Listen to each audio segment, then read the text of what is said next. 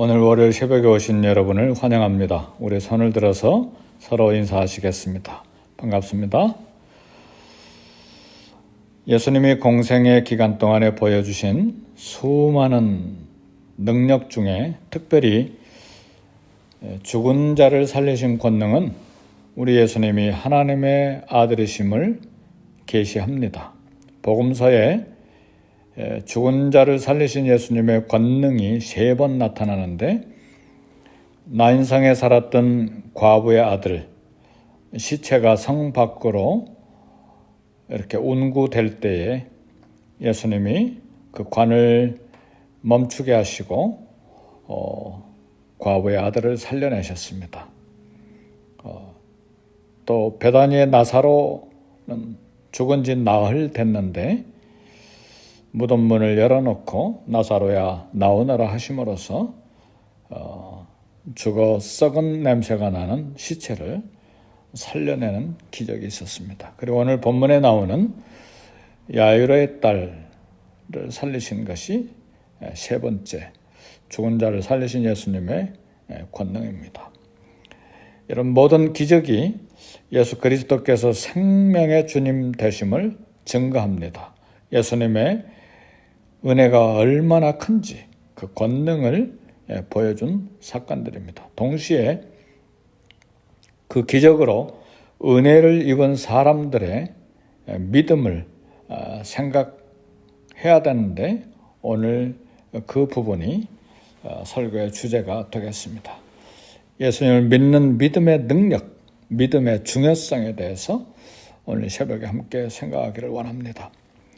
때때로 우리가 시련을 만나는데, 시련은 고통이고, 시련은 우리를 절망하게 하고, 시련은 우리의 삶을 엉클어지게 만들고, 시련은 우리를 대단히 고통스럽게 만드는 것들인데, 그 시련은 오히려 긍정적인 면에서 예수님을 찾게 만들고 새로운 삶의 기회가 되기도 합니다. 팬데믹, 이 코비드-19 이 시대도 시련과 고통이지만 우리에게 예수님을 더 깊게 찾는 기회가 되고, 또 새로운 믿음의 길을 걸어가게 만드는 기회가 될 수가 있습니다. 오늘 누가복음 8장 40절에서 56절에 소개된 사람들이 나오는데, 먼저 회당장에 대해서 이야기하기를 원합니다. 야이로는 회당장의 신분입니다. 유대 사회에 바리새인과 서기관들과 대제사장들, 사두개인들은 유대교의 지도자 그룹에 있는데, 회당장도 역시 유대교 지도자 그룹에 속한 사람입니다. 그러나 12살 된 외동딸, 오늘 본문에 보니까 이 여자아이가 야이로 회당장의 딸인데 외동딸입니다. 하나밖에 없는 딸이고 아직 어린 12살 된 아이인데 죽어가는 시련을 만났습니다. 이 회당장 부부에게 하나밖에 없는 외동딸이 죽어가는 이 시련은 그야말로 이 가정이 만난 거대한 혼란인데, 이 죽어가는 이 시련 앞에서 회당장은 신분을 내려놓고 적대감을 내려놓고 모든 예수님을 대적하는 논쟁을 뒤로하고 그 권위를 내려놓는 기회가 됐습니다. 그리고 오히려 예수님 발 앞에 와서 엎드려서 주님의 은혜를 간구하게 됐습니다. 시련은 주님 앞에 무릎을 꿇게 만듭니다. 시련이 없는 평안한 때에는 우리의 주장, 또 우리의 고집, 우리의 교만, 또 우리가 경험하는, 우리가 소유한 모든 것 가지고 나를 드러내는데 전심을 다하지만, 이런 시련을 만날 때는 하나님 앞에서 우리의 연약함과 우리의 허물과 우리의 인간의 한계를 깨닫고 엎드릴 수밖에 없는데, 이것이 우리가 하나님을 만나는 기회요, 우리의 삶의 새로운 기회가 되는 것입니다. 따라서 우리가 은혜 받기를 원하면 주님 앞에 나를 내려놓고 무릎을 꿇고 엎드리는 자세가 필요합니다. 주님 앞에 나의 주장, 나의 논쟁, 나의 경험, 나의 자존심, 체면 내려놓고 엎드리는 겸손한 믿음을 갖는 기회가 시련을 통해서 주어집니다. 따라서 이런 시련은 우리를 힘들게 만들지만 또 한편으로는 겸손한 믿음을 가지고 주님을 만나는 삶의 새로운 기회, 믿음의 새로운 기회이기 때문에 우리에게 유익하다 이렇게 생각할 수 있습니다. 두 번째로 생각할 것은 간청하는 믿음인데, 야이로는 죽어가는 딸, 아이, 세상에 어디에도 이 딸의 문제를 해결할 곳이 없기 때문에 유대사회에 수많은 의사들도 있었겠지만, 그러나 이 딸이 죽어가는 현장에서 기댈 수 있는 것은 오직 예수 그리스도밖에 없기 때문에 주님 앞에 나와 엎드려서 딸 아이를 살려달라고 간구했습니다. 오늘 본문에서는 구했다, 기도했다고 말하는 것이 아니라 간구했다, 간청했다고 표현하고 있습니다. 우리는 기도할 때 간절히 구해야 합니다. 어떻게 되겠지가 아니라 기도했으니까 이제 하나님이 알아서 하시겠지가 아니라 간절히 필요를 구했습니다. 성경에 수많은 우리 주님으로부터 응답받은 사람들의 구한 자세, 간구한 자세가 나오는데, 특별히 누가복음 18장에 보면 불의한 재판관에게 호소하는 과부가 소개되어 있습니다. 우리 주님이 이 비유를 이야기하실 때에 항상 기도하고 낭망치 말아야 될 것을 비유로 하여 가라사대 그랬는데, 항상 계속해서 간구했다는 말입니다. 그리고 이 비유의 마지막에 보면 밤낮 부르짖는 하나님의 자녀들에 대해서 하늘에 계신 아버지께서 어찌 그 원한을 풀어주시지 않겠느냐, 그러니까 밤낮 부르짖었다고 했습니다. 간청 기도입니다. 우리는 기도하고 난 뒤에 하나님의 마음을 편안하게 해드리기 위해서입니까? 아니면 내 마음이 편안하기 위해서입니까? 기도하고 어떻게 되겠지가 아니라 오늘 우리에게 본문이 가르쳐주는 교훈은 간청하는 믿음이요, 간청하는 기도입니다. 간절히 계속해서 항상 하나님 앞에 간구하는 적극적인 자세가 필요합니다. 우리에게 문제가 있습니까? 특별히 이 팬데믹 바이러스 코비드-19 시대에 이 전염병이 치료되기를 위해서 간절하게 기도하고 있습니까? 하나님 앞에 응답받아야 될 문제들이 있습니까?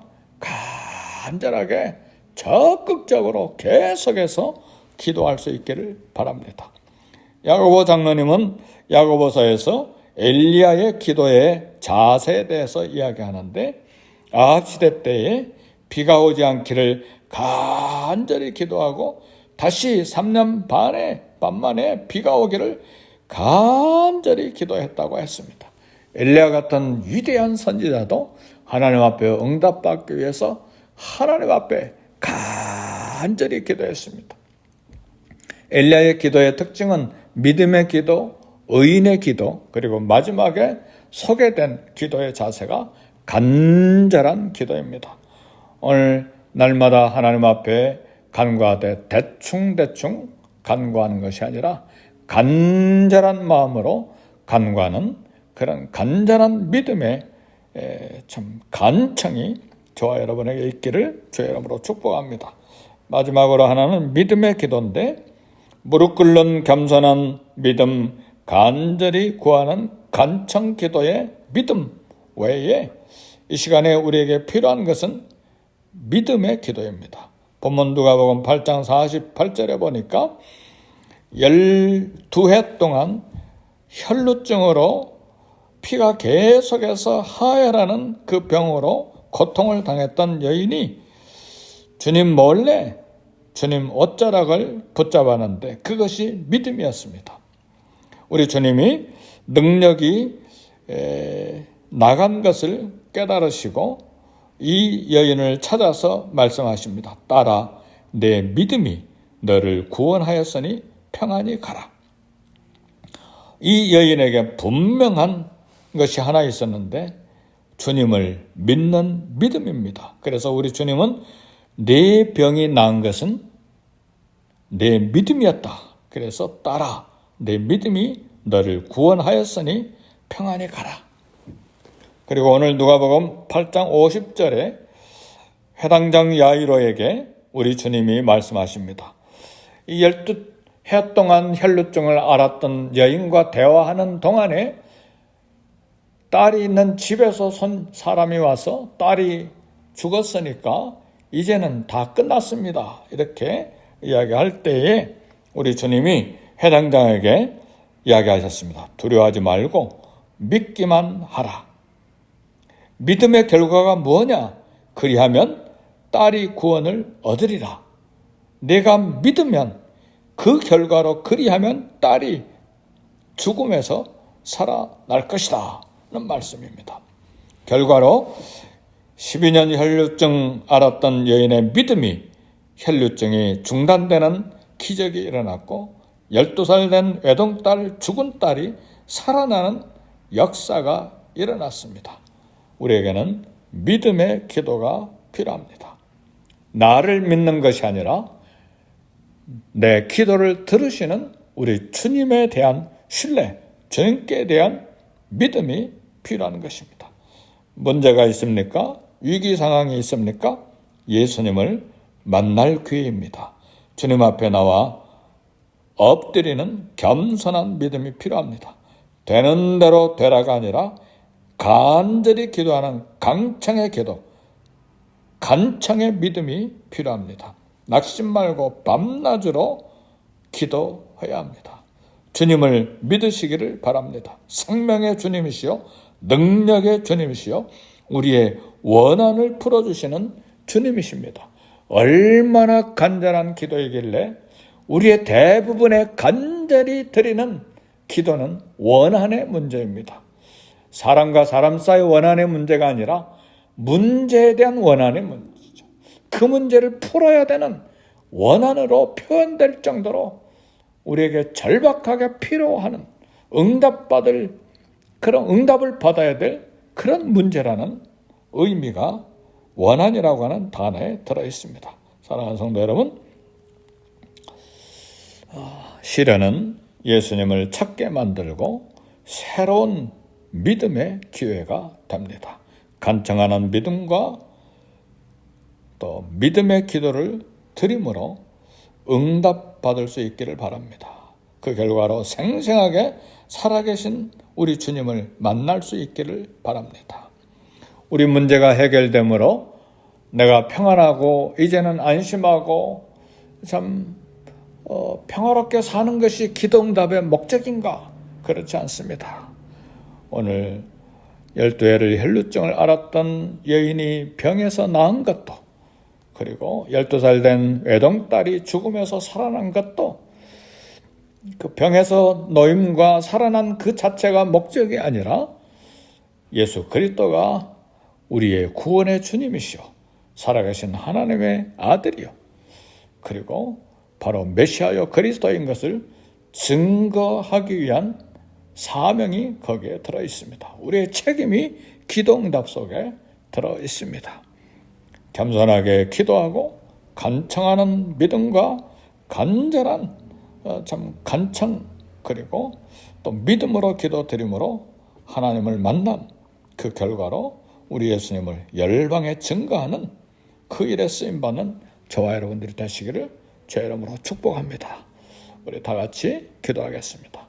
먼저 팬데믹 시대 이 땅을 치료해 주시기를 위해서 기도하고, 그리고 동시에 교회를 위해서 기도하고 개인 기도를 드리겠습니다. 다 같이 기도하겠습니다.